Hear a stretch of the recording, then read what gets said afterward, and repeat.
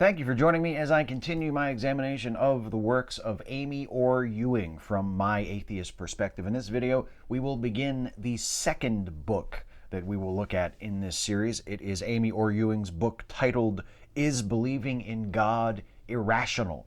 And we will be looking at chapters 1 and 2 of that book in this video. So let's get started with chapter 1.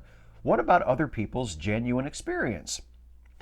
The first chapter opens with an anecdote about a time Orr-Ewing met with Jack, a friend of an Oxford student who had questions about Christianity. She and Jack met for coffee, and Jack asked her his questions. The conversation ranged from the lack of scientific proof for God to the problem of suffering. Orr-Ewing was frustrated by the lack of progress that was being made in their conversation because whenever she would answer one of Jack's questions, he would respond with another seemingly unrelated question. Finally, Orr-Ewing asked Jack what was his most important question, and Jack asked her why the experience that she and other Christians have had with their God supersedes the religious experiences of, say, Tibetan monks who have a very different experience of the divine. Why is the Christian experience of God real and those of other religions aren't? Orr-Ewing acknowledges that Christianity is ultimately about a personal relationship with God, but is that what Buddhism is about? Oh, you don't think she's going to pull the "you should assume Christianity is true because it's different than this other religion" trick, do you? Well, summarizing Buddhism, Orr-Ewing shares the Four Noble Truths taught by the Buddha, those being that life is full of unavoidable suffering, that the cause of this suffering is desire, that the end of suffering can be attained by abandoning desire, and that the way to attain the end of suffering is by following the Noble Eightfold Path. Buddhism tells us that our ignorance of the Four Noble Truths has consigned us to a repeating cycle of birth, death, and rebirth. By following the Noble Eightfold Path, we can reach nirvana, which is freedom from that cycle, and achieving oneness with Brahman, which is the ultimate reality. Orr-Ewing says, quote, "At its heart, Buddhism is a religion guiding its followers through a process, the end aim of which is to lose one's sense of experience, emotion, and even personhood and self to attain oneness with the impersonal one."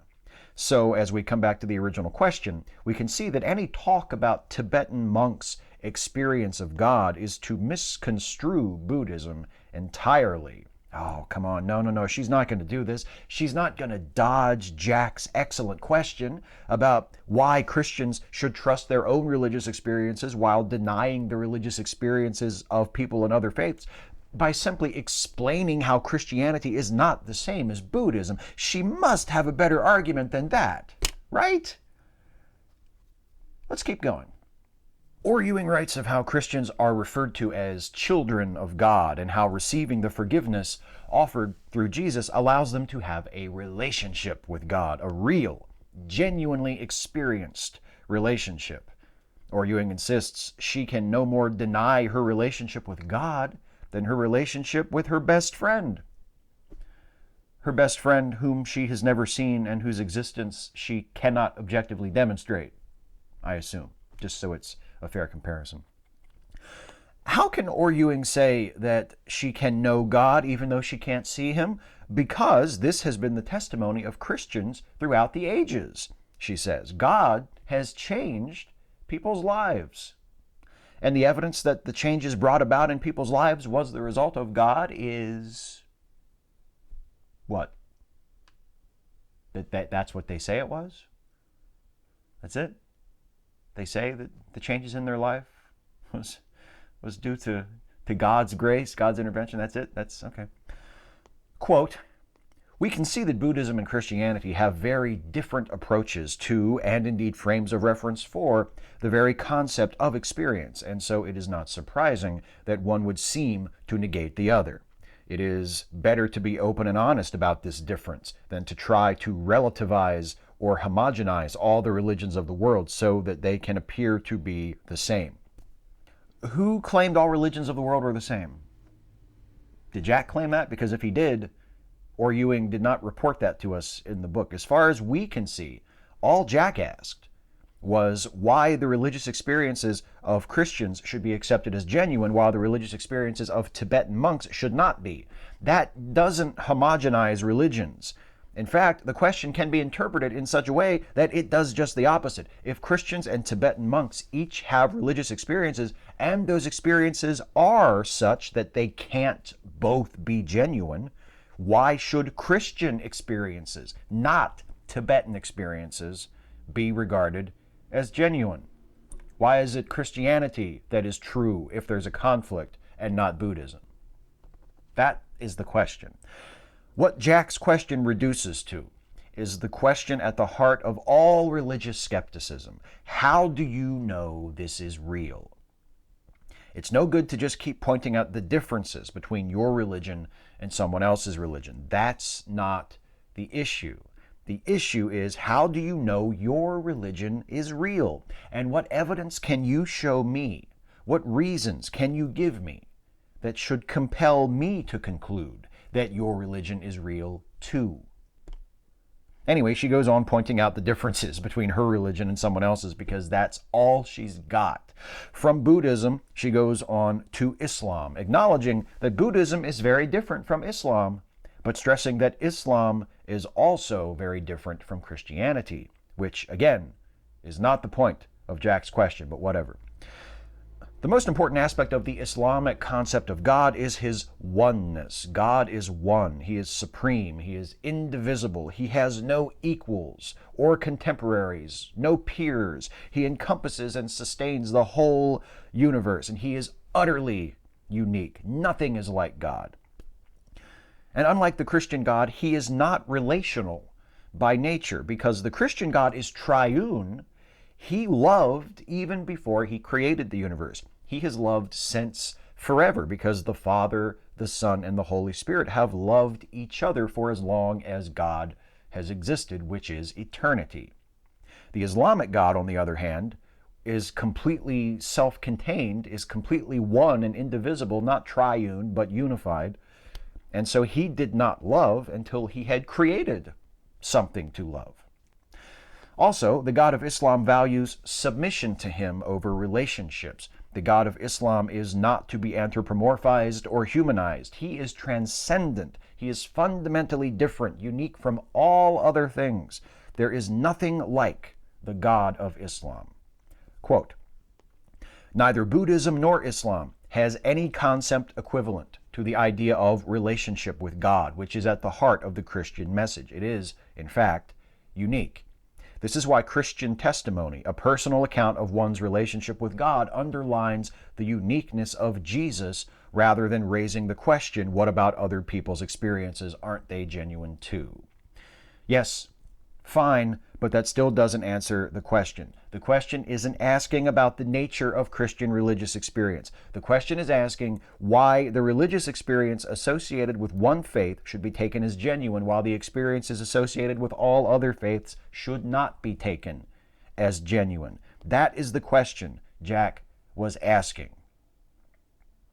Orr-Ewing writes that meaningful differences between the truth claims of Christianity, Islam, and Buddhism exist. But, she says, Jack's question was based on the assumption that there are no important distinctions between religions.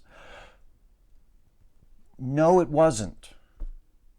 The question she wishes Jack had asked, the question she answered instead, might have been based on that assumption, but Jack's question wasn't. Here, I'll quote Jack's question. This is exactly the question that Amy Orr-Ewing tells us that Jack asked. Quote, "My Christian friends claim to have a relationship with God and assert that Jesus is the only way to come to God. Isn't it arrogant, even ridiculous, to nullify the genuine experience of Tibetan monks on the basis of your own experience? How can you say that your experience of God is real and theirs isn't? How can you say your experience of God is real and theirs isn't?" That is the question. You, a Christian, say you have a genuine relationship with God. A Buddhist, or a Muslim, or a Hindu, or someone from another faith entirely has a different, probably contradictory experience of the divine, which they say is genuine. So why is yours real, but not theirs? How can you say that your religion is the only one that is true? And if you try to answer this question by explaining how your religion is different from those other religions, you are missing the point. You are dodging the question. I don't believe Jack was asking that question in order to get Amy Orr-Ewing to admit that her religion was fundamentally no different from that of Buddhist monks. The heart of the question is, you say your religion is true. Those Tibetan monks over there say their religion is true. Why are you right? Orr-Ewing doesn't even touch that question. Instead, she does something a lot more dishonest. Whether intentionally or not, she demonstrates for her Christian readers how to execute this slide. Because this is her book. She's the only source we have for what Jack said to her in that Oxford coffee shop. Jack might not even really exist. I know that's a shocking accusation. There may not even be a Jack. She could have written Jack asking any question she wanted. If she wanted to explain how Christianity is different from other religions, she could have had Jack ask that question. But she didn't. Instead, she had Jack ask a better question, a really good question that Christians who preach that their religion has a monopoly on the truth about God get asked all the time. A question that they have no good answer to that I have ever heard. Orr-Ewing shows us Jack asking that question. Why is your religion true to the exclusion of all competing religions? And then she models how a good apologist handles that question by reframing it in a way that probably disregards the original intention of the questioner, but which also aligns with the only somewhat related question that she can provide an answer to, because she can't demonstrate why Christianity is true and all other religions are false. She has no evidence for that claim. She can't prove to Jack why her experience or the experience of other Christians is genuine and the experiences of other religions are false. She can't prove that because she has no evidence to substantiate her claims. All she can do is explain how Christianity is different. So that's what she does. It's not what Jack asked her, but that doesn't matter. She demonstrates, she models for the readers how you deal with this question. If someone asks you this difficult, unanswerable question about your religion, here's how you answer it. You reframe it, and you slide, and you answer a different question, and just pretend that you're answering the question that they actually asked, even though you're not. Orr-Ewing touches briefly on the subjects of tolerance, arrogance, and exclusion. Christian beliefs are sometimes maligned as being intolerant, arrogant, or excluding the beliefs of other religions, since Christians claim that their religion is true to the exclusion of all other faiths. But Christians aren't intolerant or arrogant to believe that their religion is true if their religion actually is the one true faith. The real question in all of these arguments, Orr-Ewing insists, is not whether or not Christianity is intolerant, arrogant, or exclusive, but whether or not it is true. And I agree. I agree 100%. The question is whether or not Christianity is true. And as Orr-Ewing writes here when she's talking about the exclusivity of Christianity, a truth claim will always exclude other contradictory truth claims from being true. If A is true, there will always be other things that cannot be true if A is true. That's just the way it works. A person who claims that their way to God is the only way to God will necessarily be excluding the beliefs of other people who believe that their way is the only way, or those who believe that all ways are equally valid. Again, that's not the problem. That's not the issue. The question is Christianity true? What evidence, what reasons are there that should compel any reasonable person who approaches the question and examines that evidence and encounters those reasons to conclude that Christianity's claims about God and his nature and his expectations for us are true? And she's not going to answer that question, is she? Quote, And so we come back to the original question. What about other people's experiences? Are they somehow invalidated by my believing in Jesus as the only way to God? As we have seen, other religious paths do not make claims about personal experience of a personal God, and so it is difficult to compare Christian experience with this alternative. You don't have to compare the particulars of Christian experience with other kinds of religious experiences. You don't have to establish that a Christian's experience with God has anything in common with any other kind of divine experience associated with any other religion in the world. That's not the question. The question is, why is yours real and theirs isn't? Quote, if this question of whether the Christian claim to experience God undermines other alternatives can be answered, shouldn't that experience of God itself be questioned? Couldn't the whole idea of God be a delusion? Boy, I know a rhetorical question when I see one from an apologist, don't you? Yes, actually, it could be. The whole experience of God, the whole idea of God could be a delusion. How does a Christian know that it isn't? Is that a question we can expect an answer to? Let's find out as we explore Chapter 2. Your experience of God is delusional, not real. Orr-Ewing opens this chapter with an anecdote about a man who was baptized at her church some years ago, who told the congregation before his baptism the story of his conversion. His wife became a Christian first, and he was dismayed at this development. He was not yet a Christian himself, and so he decided to test his wife's new faith by keeping a diary of her prayers, writing down what she prayed for, and making note of the answers to her prayers. And his plan was that he would do this for a year, and then after a year, he would show her the book. He would show her the prayer diary he had kept of her prayers, and he would be able to show her that on one side it would be a list of all the things she prayed for, and then on the other side it would be a bunch of just blank pages showing that her prayers had not been answered. That was his plan. Little did he know, God had a different plan. Because instead, at the end of the year, he checked his prayer book, and he found that every prayer his wife had prayed, every single one, had been answered except one. The prayer that he would become a Christian. And now that prayer too had been answered with his baptism. Well, I'm going to try not to be a jerk about this. Because if that's what really happened, if the man kept the diary of his wife's prayers and he found after a year that all of her prayers had been answered, and that convinced him that there was something to this Christianity thing, that's fine for him. I'm really going to try very hard not to piss on this man's parade. Even though, again, like Jack, I don't know who this person is or if they even actually exist.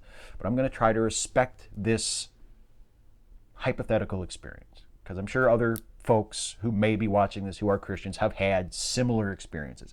So if that's what happens, that's fine for him. But if that's supposed to compel me to believe that there's something to this Christianity thing, I have some questions.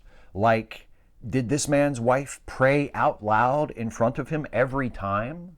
How was he able to keep track of all of her prayers every time she prayed them? Was every prayer really answered for the whole year? So she always prayed for concrete, verifiable things. She always prayed prayers that could have been definitively answered, yes or no.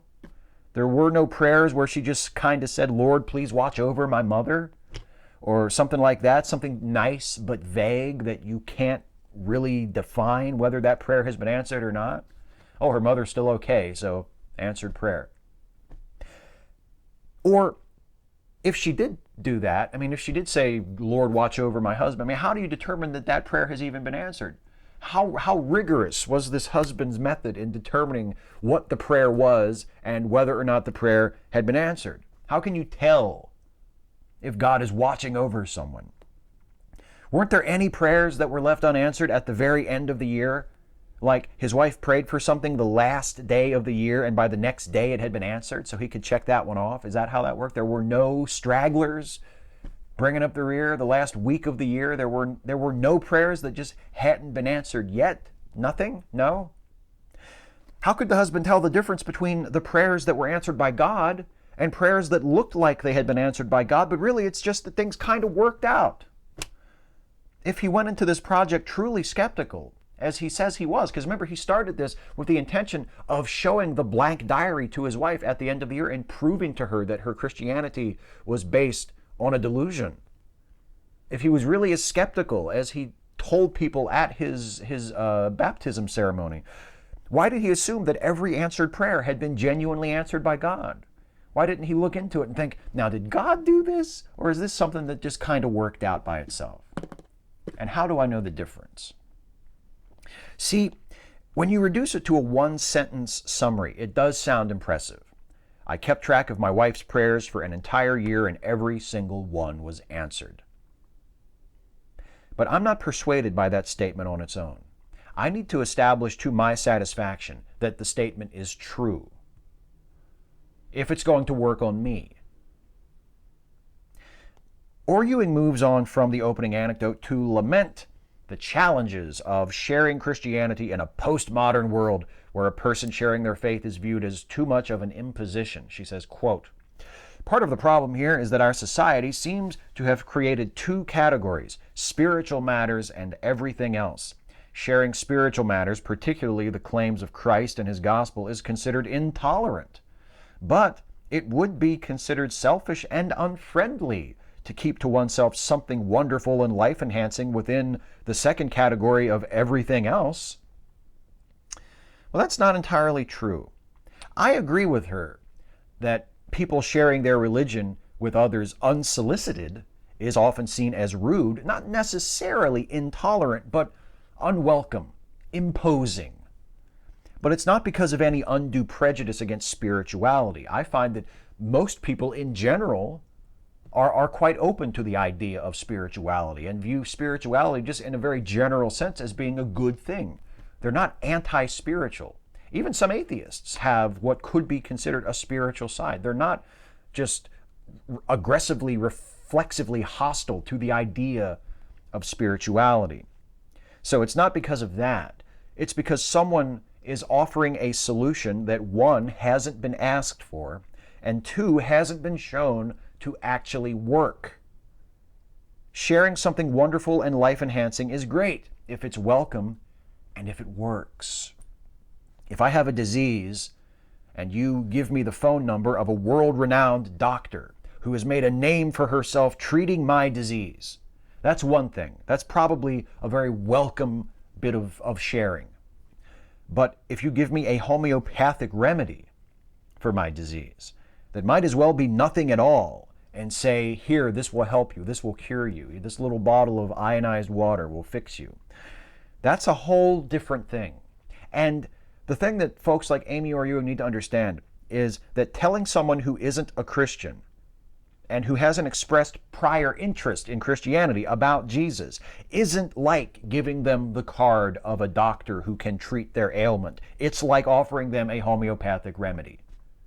Because with all due respect to people's beliefs, there is no evidence to establish the truth of Christianity. There is no more evidence to establish the truth of Christianity than there is to establish the efficacy of homeopathic medicine. That is to say, there is nothing. They are completely unsubstantiated fields. Orr-Ewing asks, if meeting Jesus transformed her life, why is it so wrong to share that with others in the hopes that they will have their lives transformed too? And the answer is because you can't demonstrate that what you're saying is true. You can't just invite people over to dinner with Jesus so they can meet him and get to know him and see what a great guy he is. It's completely without evidence. There is no way for anyone to objectively verify that it is true. And that is why it is different than sharing some other wonderful, life-changing thing that you can actually demonstrate and substantiate and offer it to someone and say, here, this is real. I can show you how real this is, and this will make your life better. Orr-Ewing objects to the suggestion made popular by prominent atheists that belief in God is a delusion. She believes that the God delusion assertion is based on three ideas: that science has dispensed with God, that religion is based on assertion rather than evidence, and that faith in God acts like a virus infecting the brain. On the subject of science dispensing with God, Orr-Ewing objects that this isn't reasonable because many scientists also believe in God. Quote, "The fact that so many noted scientists believe in God seems to be a rather basic point to make here, but it does show that overly simplistic assertions that science has completely dispensed with God should be taken with a hefty pinch of salt, if not entirely rejected as empty polemic." The thing is, that's not what people mean when they say science has dispensed with God. It doesn't mean that science has proven beyond a shadow of a doubt that God doesn't exist. In fact, most atheists would not say that they know for absolutely certain that God doesn't exist. Some would, but most would stop short of saying they have a 100% certain conviction that God doesn't exist. But they are atheists nonetheless, because there is no evidence for God and because they judge God's non-existence to be most likely to be true of the possibilities. When someone says that science has dispensed with God, it's more likely that they mean to say that science has rendered belief in God optional. You don't need to assume the existence of God. You don't need to appeal to God to answer any scientific questions. Everything that has ever been explained has been explained without having to include God in the explanation in order for the explanation to make sense. There's no evidence pointing to God's existence. There's no logical necessity for God's existence. Therefore, scientifically speaking, there's no need to ever refer to God. God plays no role in science. Next, Orr-Ewing turns to the notion of religion and evidence. She says, quote, "Is religious faith based purely on assertion rather than evidence? Can it therefore not be reasoned with? Does religion necessarily lead to violence?" Now, those of you who aren't reading the book along with me, based on that quote, what do you think the author spends the rest of this section writing about? This section is supposedly devoted to the charge that religious faith is based on assertion rather than evidence. But what does she spend the next several pages responding to instead? I'm sure some of you guessed it. It's the charge that religion leads to violence. Another slide. She spends the next 3 pages trying to refute the charge that Christianity leads to violence, making the same old arguments that we have heard time and time again about the bloody regimes of the Nazis and the Soviets under Stalin, and how Christianity has a philosophical basis for peacemaking, unlike atheism. But, and this has become the refrain of this episode of this series, that's not the issue. That's not what this section was supposed to be about. That's not what the second part of her little outline of why do people say God is a delusion is. It wasn't because belief in God leads to violence. It was because belief in God is based on assertion rather than evidence. After that, after talking about religion leading to violence, she says that it's a generalization to assert that religious believers are incapable of reasoned argument, which again is not the claim to which she is supposed to be responding according to her own outline. She didn't say that one of the key elements of atheists believing that belief in God is a delusion is that believers are incapable of reasoned argument. She said one of the key elements is that religious faith is based on assertion rather than evidence. Would a really effective way of answering that charge be to provide some evidence? I think so. If no evidence is offered, what does that suggest? If the issue could simply be settled fair and square forever by just saying, oh, you think that our beliefs are based on no evidence? Well, check this out. Here's some evidence. And instead of doing that, She just keeps changing the subject. She just keeps doing what actually she accused Jack of doing when she described their conversation at the beginning of chapter 1, saying, well, every time I answered a question, he just posed some other unrelated question. What is she doing? What is she doing? If you ask her, so is it true that Christianity, that your faith is based on assertion rather than evidence? What does she do? Does she answer the question? No. She says, is my faith based on assertion rather than evidence? Are Christians incapable of reason? Does Christianity lead to violence? She poses unrelated questions, but she strings them along on the back of the real question that she's meant to be answering, and then she just answers those instead and forgets all about the question she was originally supposed to answer. And again, I really feel like this is a demonstration to potential apologists reading this book. Pay attention, kids. Here's how you do this. When they ask you a question that you don't have an answer for, when they ask you a question that cuts to one of the fundamental problems with your religion, with the concept of religious faith in general, when someone asks you one of those questions that cuts right down to the bone, that there just is no answer for, when they make an objection that you just cannot refute, here's how you do it. You string a couple of other questions that are a little easier to answer onto the back of the first one, and then you answer those, and you hope that they forget that they asked you that first question. Well, before moving on from this section, Orr-Ewing insists that many Christians are actually eager to discuss their ideas with skeptics and to open their beliefs up to scrutiny. Christianity, she says, has always sought out debate with non-believers because Christians believe that they have a true message that can stand up to debate and scrutiny. So where's the evidence? If the charge is that belief in God is a delusion in part because belief is based on assertion rather than evidence, what is the evidence?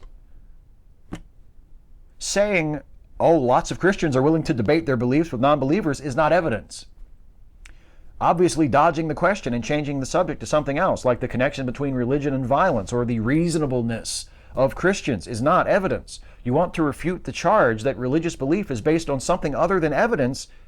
Is your position, at least implicitly speaking, that your religious belief is based on evidence? Then what is your evidence? Finally, Orr-Ewing turns to the charge that belief in God is a virus of the brain.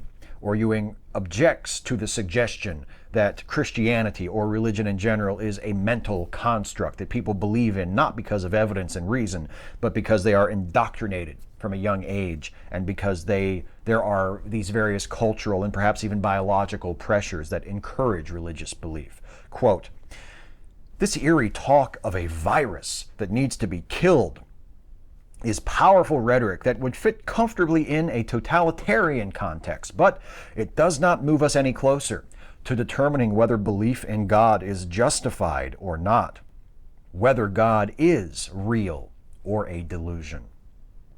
So why does Amy Orr-Ewing not move us closer to making that determination by offering up the evidence that supports her conviction that Christianity is true? Maybe she's building up to it. Maybe by the time we finish this book, she will have shared with us solid, compelling evidence that Christianity is the one true faith, that the triune God containing the Father, the Son, and the Holy Spirit is real and wants us to know Him, that Jesus Christ was the Son of God who died on the cross for our sins, and through His blood our own sins can be cleansed and we can find life everlasting. Maybe she will show us compelling, powerful, undeniable evidence by the end of this book that all of those things are true. Maybe she will. But based on past experience with apologists and based on the first book by Amy Orr-Ewing that I just reviewed in the first 4 episodes of this series, I wouldn't bet on that.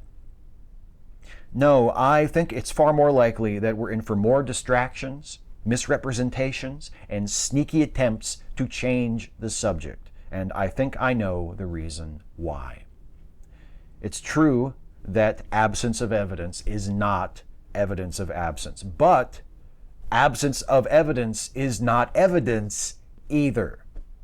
If Amy Orr-Ewing wants to make the case that belief in Christianity is not based on assertion, but based on evidence, she needs to start talking about the evidence. The more she objects to the charge without producing the evidence that would refute the charge, the more convinced I become that she's never seen the evidence either, because it doesn't exist. And ultimately, if I can't see the evidence, if I don't know what it is, then whether it exists somewhere or not doesn't matter, because for my purposes, it might as well not exist, even if it is out there somewhere. I have to evaluate the claims Amy Orr-Ewing or any other Christian or any other person making any other extraordinary claim is making based on what I have to work with, based on the evidence that I can see, based on the reasons and the arguments that I have heard. If she's saying that the existence of God and the truth of her religion is based on evidence, but I have not seen any evidence to support that position, then I have to make my decision. I have to draw my conclusion with the assumption that that evidence just isn't there. I can't pretend that it's there and decide, well, on the other hand, there's some good evidence for Christianity. No, if I haven't seen it, if I don't know what it is, if I don't even know what it's supposed to be, if no one has even described to me what it is, then I have to assume it's not there. And I have to judge accordingly. I have to make up my mind without it. Provisionally, of course, there's always the possibility that my mind could be changed in the future by further evidence. I don't decide for 100% certainty and say I will never revisit this question, even if somebody does come up with the evidence at some point. It's always provisional. It's always conditional. But I do have to reach a conclusion, at least for now. And if there's no evidence, I have to reach that conclusion, assuming that it's not there. I have to decide without it. But as I said before, based on past experience, I wouldn't bet on that further evidence appearing anytime soon. Well, that's it for Chapter 2. That's it for this video. In the next video, I will look at the next 3 chapters in this book. It will be Chapter 3, Your Relationship with God is Just a Psychological Crutch. Chapter 4, How can you say you have found the truth if you haven't tried all the alternatives? And Chapter 5, If Christianity is about a relationship with God, why does he let bad things happen to his friends? Well, those titles could use an editor, don't you think? They could use a little snip here and there. But anyway, that's the next video. That's the next 3 chapters of the book that we will look at. Thank you, as always, for joining me for this video. I appreciate your attention, your interest. I really hope that these videos are of some use to you, that you find them entertaining or informative or distracting or whatever they are to you, whatever good it does for you. I'm very glad to offer that, and I'm very grateful for your attention. If you enjoy these videos and you're not already subscribed to my channel, please do like, share the video, subscribe to my channel, and also please, please, please consider helping me to continue making videos like these by supporting this channel through Patreon. You can go to patreon.com/Steve Shives to become a patron of this channel for as little as $1 a month. And believe me, even that $1 a month pledge, you might think, well, I'd give $1 a month, but I don't think that will really make a difference. That makes a huge difference. If you can only afford $1 a month, please consider doing that. If you can afford more, if you can pledge $5 a month or $10 a month or even more, even better. And there are some cool perks you can take advantage of if you join the Patreon campaign at that level of support. But even just $1 a month really, really helps me out. So please consider that if you can afford it and if you enjoy these videos that I do and the other videos that I do on my channel. So there you go. Thank you so much for watching as always, and I'll see you next time.